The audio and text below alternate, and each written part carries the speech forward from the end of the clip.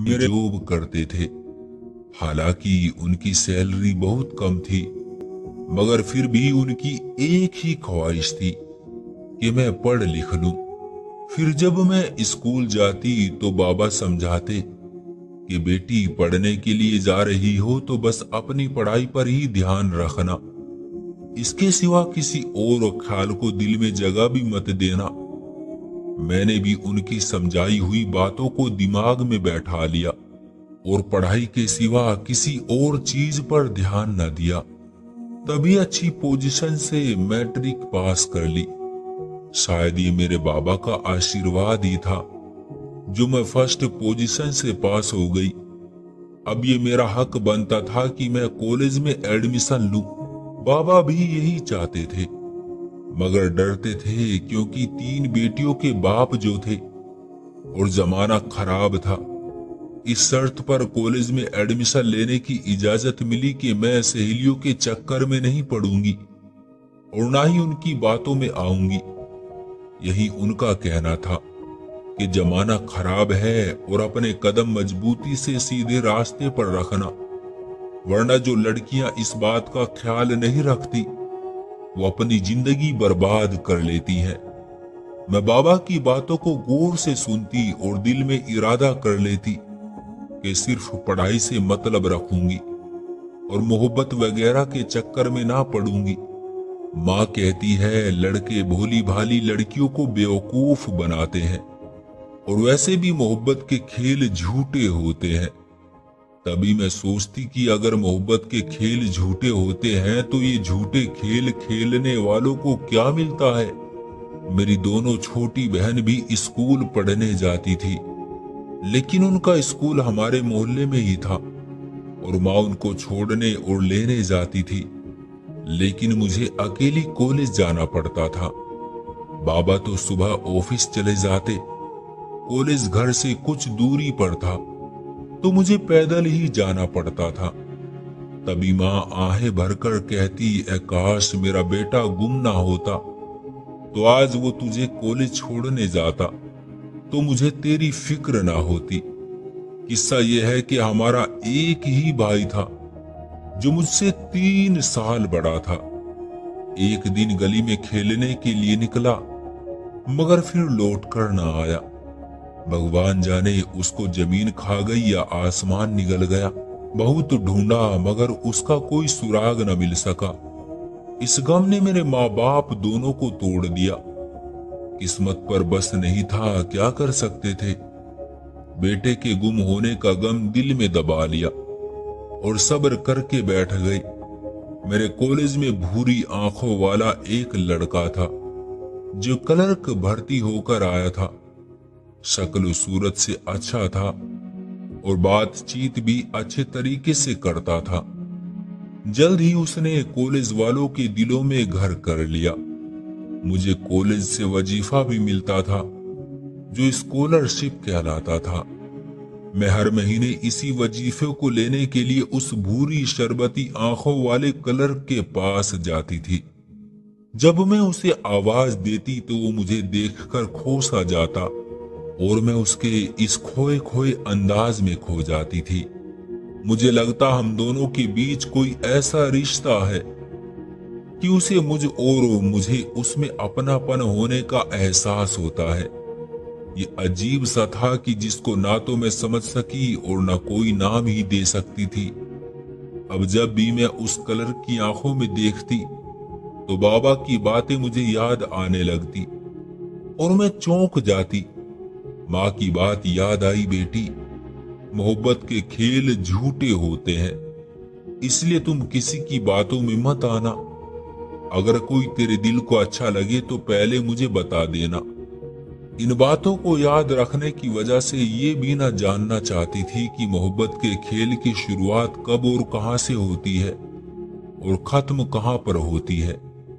एक दिन ये बात मैंने अपनी एक सहेली से पूछी तो वो बोली, पागल, मोहब्बत की शुरुआत ही उस वक्त होती है जब वो दिल में घर करके बैठ जाए। फिर उसको दिल से निकालना मुश्किल हो जाता है कुछ ऐसा ही हाल मेरा भी इस शरबती आंखों वाले लड़के को देखने से होने लगा।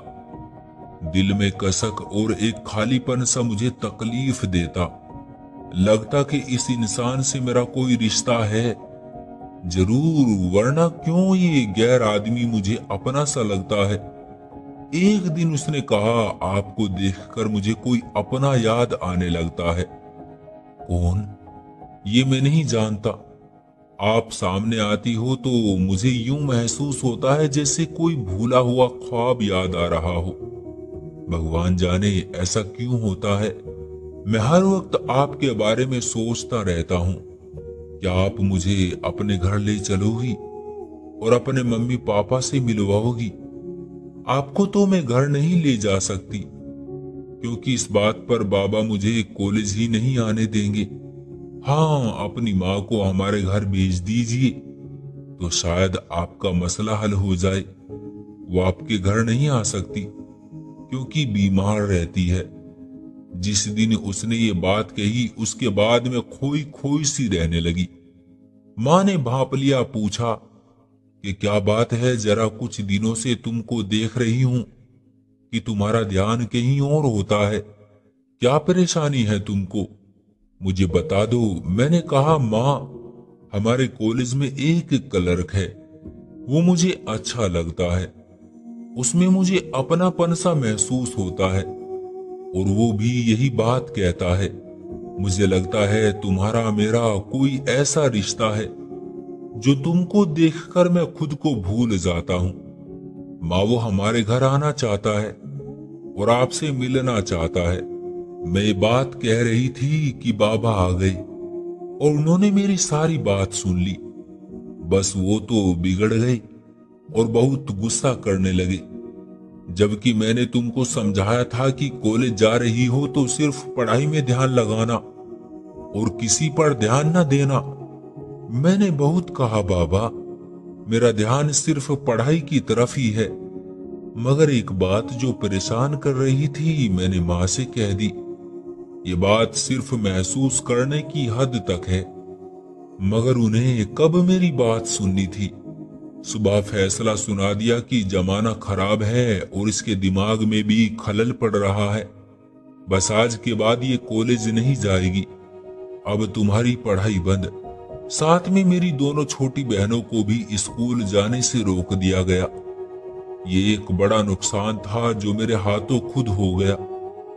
मैं ना ये बात माँ से कहती और ना ही ये दिन देखना पड़ता। 15 दिन गुजर गए और मैं कॉलेज न गई।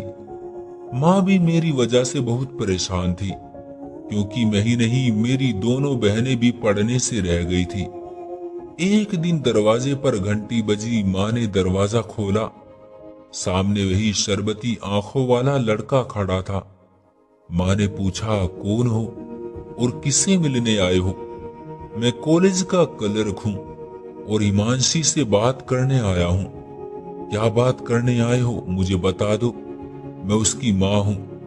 हिमांशी का वजीफा आया हुआ है, वो लेने नहीं आई। सब ठीक तो है, यही मालूम करने आया था। बड़े आए तबीयत मालूम करने वाले। तुम होते कौन हो तबीयत मालूम करने वाले? मैं जानती हूँ तुम्हारे जैसों को। बहाने से घर तक आ गए। जानते हो कि तुम्हारी वजह से हिमांशी को ही नहीं, उनके बाबा ने मेरी दूसरी 2 छोटी लड़कियों को भी स्कूल से हटा लिया है। माँ ने गुस्से से उसे डांटा। मैंने ऐसा क्या किया है? वो हैरान होकर बोला। मैंने जो क्लर्क को सामने देखा तो माँ से रिक्वेस्ट करने लगी, उनको मत डांटो, ये मेरे भले के लिए आया है। अगर मैं वजीफे वाले फॉर्म पर सिग्नेचर नहीं करूंगी तो मेरा वजीफा बंद हो जाएगा। हर महीने उस फॉर्म पर सिग्नेचर करने होते हैं। माँ, उनको अंदर बुला लो। बाबा घर पर नहीं थे। जाने क्या सोचकर माँ ने उसको अंदर बुला लिया। माँ उसके चेहरे को गौर से देखने लगी, जैसे कि चेहरा पढ़कर उसके दिल का हाल जानना चाहती हो। किसी भूली हुई सूरत को याद कर रही हो। कहाँ रहते हो तुम? तुम्हारे माँ बाप कौन है? मुझे अपने माँ बाप का नहीं पता। एक अच्छी औरत ने मुझे पाला है। उसी को मां जानता हूं। ये क्या किस्सा है? मैंने सवाल किया। किस्सा तो मुझे मालूम नहीं। हाँ, अगर आप मेरी माँ से मिलेंगे तो मुझे खुशी होगी। ठीक है, मैं तुम्हारी माँ से मिलूंगी। अपना पता लिख कर दे जाओ। इसने अपना पता लिखकर माँ को दिया। मुझसे फॉर्म पर सिग्नेचर करवा कर चला गया। हैरान थी कि माँ ने कैसे उसको कह दिया कि तुम्हारी माँ से मिलूंगी, और क्या सोचकर इस बात को ना समझ सकी। अगले दिन उसके लिए पते पर मैं और माँ उसके घर गए।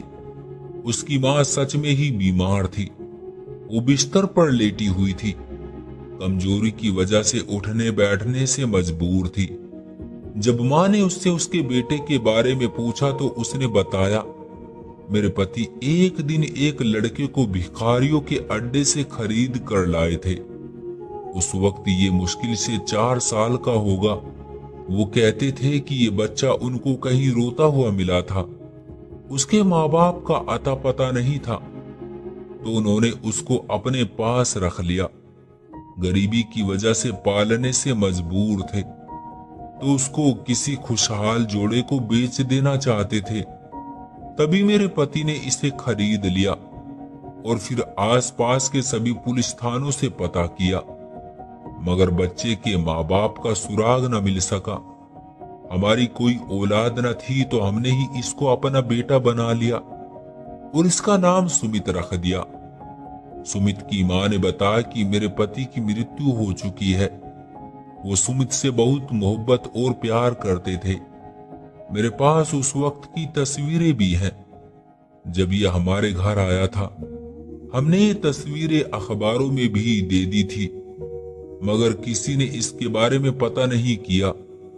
उसके वो कपड़े भी हमने उससे ले लिए थे जो वो उस वक्त पहने हुए था जब ये उससे मिला था। वो कपड़े भी मैंने संभाल कर रखे हुए हैं। ये सुनकर माँ का दिल जोर जोर से धड़कने लगा।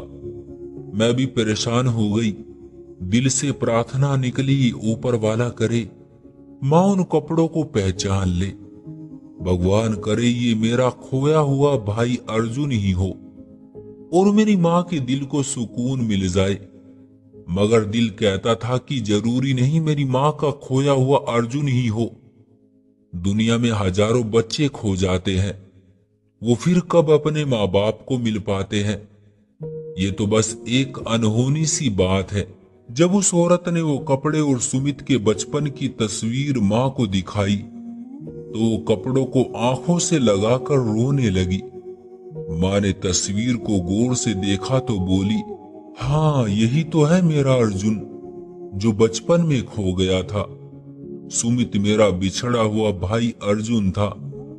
सोचने लगी, ऊपर वाले का शुक्र है मैंने अपने बाबा की बातों को ना बुलाया था, वरना शायद मुझ पर बिजली गिर पड़ती। मैंने सही रास्ते पर मजबूती से कदम जमाए रखे थे, तभी तो ऊपर वाले ने इतना बड़ा इनाम हमको दिया कि हमारे बिछड़े हुए भाई को हमसे मिला दिया। ये खुशी जो हमारी किस्मत का इनाम था हमको मिल गई। माँ भाई को गले लगाकर बहुत देर तक रोती रही, फिर बोली, बेटा हमारे साथ चलो। जब हम घर पहुंचे तो बाबा घर पर थे। लड़के को साथ देखा तो गुस्से से आग बबूला हो गए। जब हमने उनको सुमित भाई की बचपन की तस्वीर और कपड़े दिखाए तो बाबा ने अर्जुन को गले से लगाया और ऊपर वाले का धन्यवाद करने लगे। ऊपर वाले ने हम तीनों बहनों को ये इनाम दिया कि फिर से हम तीनों बहनें पढ़ने के लिए जाने लगे। अब जब मैं कॉलेज जाती तो बेफिक्र होकर चलती थी, क्योंकि मेरा भाई मेरे साथ होता था, जो मुझे कॉलेज साथ लेकर जाता और फिर साथ लेकर आता। उसकी मुंह बोली माँ अकेली रह गई थी और वो बीमार भी थी, तो माँ बाबा उसको अपने घर ले आए और फिर उस बेचारी की मृत्यु भी हमारे घर ही हुई, जिसका अंतिम संस्कार अर्जुन ने अपने हाथों से किया था।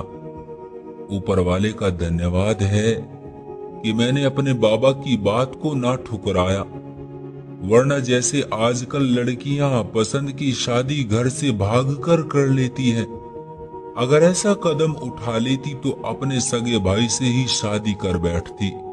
हाय राम, ये सोचकर भी जान निकलने लगती है।